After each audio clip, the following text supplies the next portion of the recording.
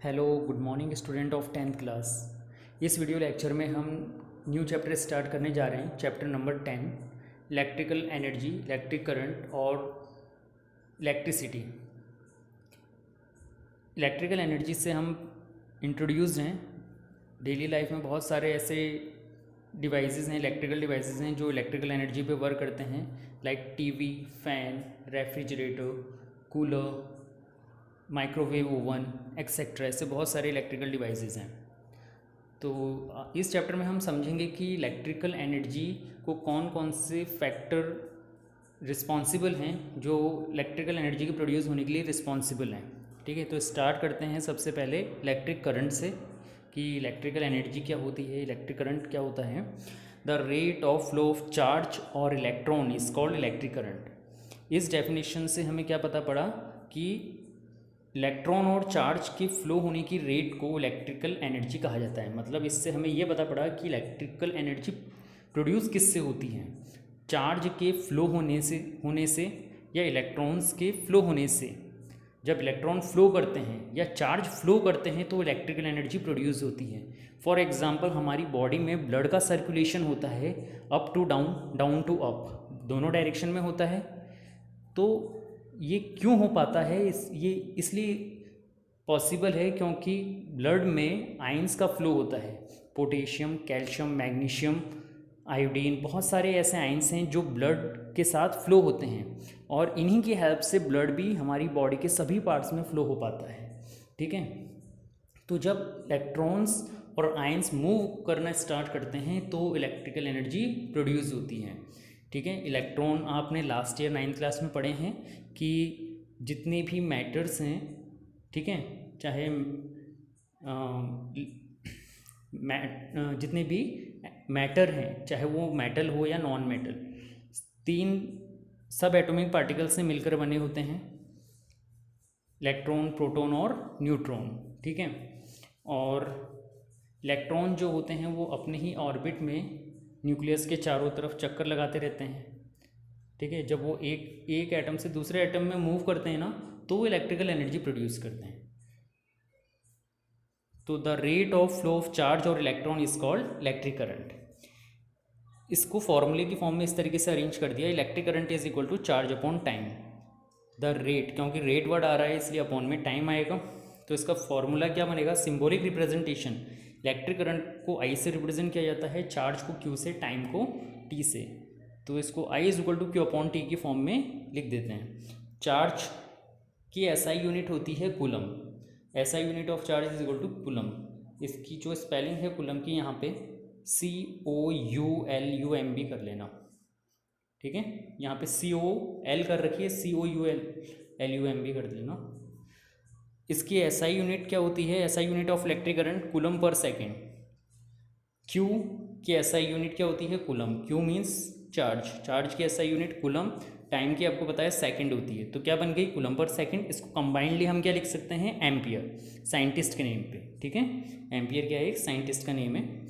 Other unit क्या होती हैं इसकी, milliampere and microampere. Milliampere और माइक्रो एम्पियर का एम्पियर के साथ क्या रिलेशन होता है, वो यहाँ पर दिया गया है। 1 milliampere is equal to 10⁻³ ampere and 1 microampere. यहाँ पर ये जो म्यू सिंबल है, इसे माइक्रो कहा गया है यहाँ पे, है ना, वैसे म्यू कहते हैं। 1 microampere is equal to 10⁻⁻6 ampere. इसको इस तरह से भी समझ सकते हैं, 1 एम्पियर इज इक्वल टू होता है 10⁻³ milliampere. Like 1 gram is equal to 10⁻³ milligram या 1000 ग्राम। उसी तरीके से 1 एम्पियर इज इक्वल टू 10⁻³ और 1000 मिली एम्पियर। तो इसको इस तरह से लिख सकते हैं, 1 milliampere is equal to 1/10⁻³ ampere. ठीक है, और इस 1/10⁻³ को इस तरीके से लिख सकते हैं, 1 milliampere is equal to, ये 10⁻³ को अगर हम ऊपर ले जाएं तो ये हो जाएगा 10⁻³ एम्पियर। तो इसको 10⁻³ लिख सकते हैं। ठीक है, तो 1 milliampere is equal to होता है 10⁻³ ampere.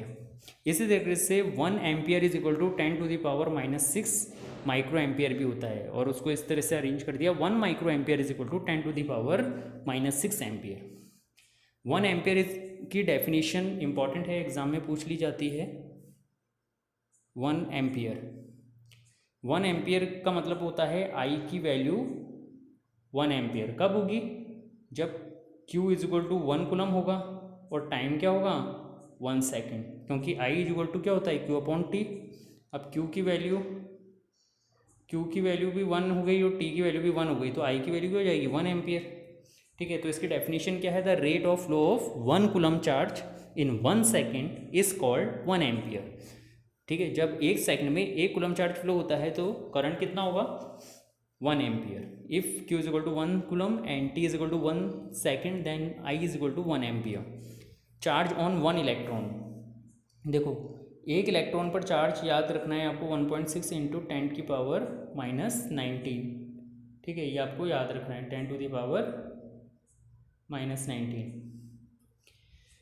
So charge on an electron, अब n इलेक्ट्रॉन पर चार्ज कितना होगा n इंटू 1.6 इंटू 10⁻⁻19। जैसे मान लो कि यहाँ पर बहुत सारे इलेक्ट्रॉन हैं, 1 2 3 4, ठीक है 5, बहुत सारे इलेक्ट्रॉन हैं, तो एक इलेक्ट्रॉन पर चार्ज तो 1.6 इंटू 10⁻⁻19 हो गया।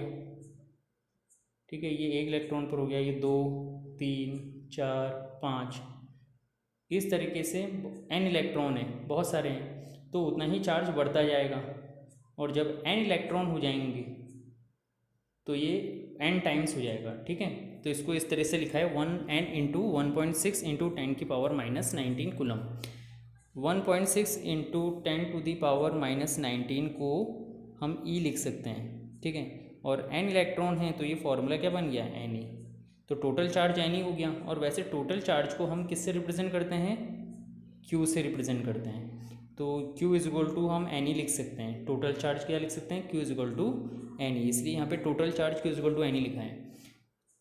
Bye the definition of electric current I is equal to Q/T, Q होता है, यहाँ से हमने पढ़ा Ne, तो Ne/T इसको लिख सकते हैं। ये फॉर्मूला काम आता है नंबर ऑफ इलेक्ट्रॉन्स कैलकुलेट करने के लिए। नेक्स्ट एग्जांपल से समझ में आ जाएगा। Find the number of electrons in 1 coulomb of charge. इस न्यूमेरिकल में हमें गिवन है चार्ज कितना है 1 कूलम ऑफ चार्ज, मतलब Q, चार्ज का सिंबल क्या होता है Q, तो इसको 1 कूलम लिख दिया हमने यहाँ पे। और कैलकुलेट क्या करना है, नंबर ऑफ इलेक्ट्रॉन्स करने हैं, मतलब n कैलकुलेट करना है। आपके पास फॉर्मूला क्या होता है Q is equal to N into E, अभी हमने ऊपर पढ़ा, और यहाँ से n कैलकुलेट करना है, तो n क्या होता है, यहाँ से n is equal to Q/E, तो Q की वैल्यू आपको पता है 1 होती है, मतलब इसमें न्यूमेरिकल में 1 दे रखी है, और E की वैल्यू क्या होती है 1.6 इंटू 10⁻⁻19, ये वैल्यू आपने पुट कर ली यहाँ पे। ठीक है, अब यहाँ पे 1.6 का जब पॉइंट हटाया तो यहाँ पर आ गया 10, और ये जो 10⁻⁻19 है, इसको जब हम ऊपर लेके गए तो ये हो गया 10 इंटू 10⁻19/16, तो इसको इस तरीके से लिख दिया n is equal to 10/16 into 10⁻⁻19। ये सॉरी, ये माइनस हट जाएगा, यहाँ पे माइनस नहीं आएगा, केवल 19 आएगा। ठीक है, क्योंकि ये नीचे का 19 ऊपर चला गया तो ये पॉजिटिव हो गया। अब इसको सॉल्व करेंगे तो 2 5 या 10, 2 8 या 16, तो n की वैल्यू क्या हो गई आपके पास यहाँ से 5/8। 5/8 को आप सॉल्व करोगे तो क्या आएगा, देखो डिवाइड करके देखते हैं, 8 से डिवाइड करेंगे 5 को, 8 0 जा 0, ठीक है 5 आ गया, सॉरी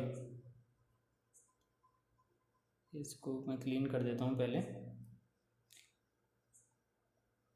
कैसे डिवाइड किया, 8 से डिवाइड किया है 5 को, 8 0 से 0, यहाँ पे पॉइंट लगेगा, नीचे 5 आया, फिर 0 लगाया, 8 6 48, 10 - 8 करोगे तो 2 आएगा, इस 2 को मैं यहाँ पे लिख देता हूँ 2, आगे 0 लगाया, ठीक है 8 2 16, 10 - 6 करोगे तो 4 आएगा, फिर एक 0 लगा दो तो 0.625 आएगा।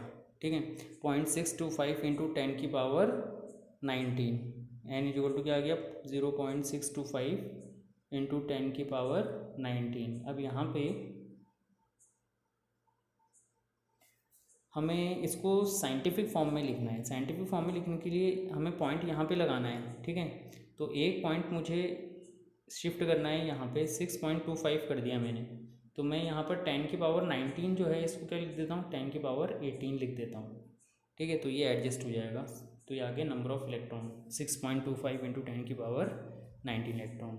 नेक्स्ट टॉपिक है आपका इलेक्ट्रिक पोटेंशियल। क्या है? Electric potential. The amount of work done to bring a unit positive charge, the amount of work done to bring a unit positive charge from infinity to any point is called electric potential. किसी भी unit positive charge को, ठीक है, मान लो ये कोई positive charge है, ठीक है। अब इस चार्ज को इलेक्ट्रिक फील्ड तक मूव कराना है, मुझे इस पॉइंट तक मूव कराना है, इन्फिनिटी से किसी पॉइंट तक मूव कराने के लिए मुझे जितना वर्क करना पड़ा, ठीक है, वो क्या कहलाएगा इलेक्ट्रिक पोटेंशियल। इलेक्ट्रिक पोटेंशियल का सिंबल होता है V, और कितना वर्क डन करना पड़ रहा है W, और किसको मूव कराने के लिए करना पड़ रहा है चार्ज को, मतलब Q को, तो W/Q। इसको हम इस तरह से लिख सकते हैं। वर्क की SI यूनिट होती है जूल, ये आपने लास्ट ईयर 9th क्लास में भी पढ़ा था वर्क एनर्जी चैप्टर में। वर्क की SI यूनिट जूल होती है। कूलम की अभी आपने पढ़ी है, कूलम की क्या होती है, सॉरी चार्ज की क्या होती है कूलम, ठीक है। तो इसको जूल पर कूलम ऐसे लिख सकते हैं, और जूल पर कूलम को कंबाइनली हम वोल्ट लिख सकते हैं, ठीक है। तो SI unit of electric potential क्या होती है वोल्ट, आपको ये याद रखना है। इलेक्ट्रिक करंट की आपने याद रखी है ना, क्या होती है एम्पियर, ठीक है। इसी तरीके से पोटेंशियल डिफरेंस को भी हम समझ लेते हैं। इलेक्ट्रिक पोटेंशियल की तरह ही होता है, बस एक माइनर सा फ़र्क होता है। पोटेंशियल डिफरेंस दो पॉइंट के बीच में मेजर किया जाता है, और इलेक्ट्रिक पोटेंशियल इन्फिनिटी से लिया जाता है ना, इन्फिनिटी से लेके किसी पॉइंट तक, और इसके दो पॉइंट फिक्स होते हैं, ठीक है। The amount of work done, इसकी डेफिनेशन देखो सेम है। The amount of work done to bring a unit positive charge from infinity की जगह पर आ जाता है 1 पॉइंट, बाकी डेफिनेशन सेम है, to another point is in an electric circuit is called electric potential. बस यहाँ पे इन्फिनिटी की जगह 1 पॉइंट आ गया, मतलब दो पॉइंट, जैसे कोई इलेक्ट्रिक वायर है, ये A पॉइंट हो गया, ये B पॉइंट हो गया, इन दोनों के बीच का जितना भी पोटेंशियल डिफरेंस है, जितना भी वोल्टेज डिफरेंस जो है, वही पोटेंशियल डिफरेंस कहलाता है। तो यहाँ पे दो पॉइंट आ गए A और B, यहाँ पे वोल्टेज मान लो कितना है V है, और यहाँ पर कितना है VB, तो इनके बीच का डिफरेंस कितना हो गया VA minus VB is equal to W/Q, ठीक है। ये जो V है ये VA माइनस VB है, ठीक है। यहाँ पर V की जगह क्या आ गया VA माइनस VB, तो इसको इस तरीके से लिख दिया VA minus VB is equal to W/Q। इससे रिलेटेड एक न्यूमेरिकल भी है। अच्छा, इसकी SI यूनिट भी सेम होगी, इलेक्ट्रिक पोटेंशियल की तरह ही वोल्ट होगी, तो SI यूनिट इसकी भी वोल्ट है। How much work is required to be done to transfer a charge of 3 coulomb between 2 point with potential difference of 10 volt, ठीक है। यहाँ पे आपको दे रखा है कि दो पॉइंट हैं जिनके बीच का पोटेंशियल डिफरेंस कितना है 10 वोल्ट है, ठीक है। ये दो पॉइंट हैं, और यहाँ पे आपको चार्ज दे रखा है कि यहाँ पर जो चार्ज है वो 3 कूलम है, इसको यहाँ तक मूव कराने में वोल्टेज कितना लग रहा है 10 वोल्ट लग रहा है। तो आपको V दे रखा है 10 है, और चार्ज दे रखा है 3 कूलम है, वर्क डन कैलकुलेट करना है, ठीक है। तो V इज इक्वल टू क्या होता है W/Q, ये अभी आपने ऊपर पढ़ा था वर्क डन अपॉन चार्ज, है ना, इलेक्ट्रिक पोटेंशियल की डेफिनेशन से। और वर्क डन कैलकुलेट करना है तो इसको इससे क्रॉस मल्टीप्लाई कर दो, तो work done is equal to V into Q हो जाएगा। V की वैल्यू 10, Q की वैल्यू 3, 30 जूल इसका आंसर आ गया, ठीक है। तो जितना भी वर्क किया है इसको आप लर्न कर लीजिएगा, याद कर लीजिएगा, अपनी कॉपी में नोट कर लीजिएगा, जिससे आपको याद हो जाए अच्छे से। इसको रिवीजन कीजिएगा बार बार, ठीक है। ये ऐसे चैप्टर हैं जिस दिन आपने पढ़ा है, जिस दिन कॉपी में काम किया है, उसी दिन आपको लर्न करना है, तो ये चीज़ें आपको परमानेंटली याद हो जाएंगी। अदरवाइज़ पूरे साल भर याद करते रहोगे तब भी नहीं होगी, ठीक है। Okay bye, good night, sorry, good bye, जय श्री कृष्णा।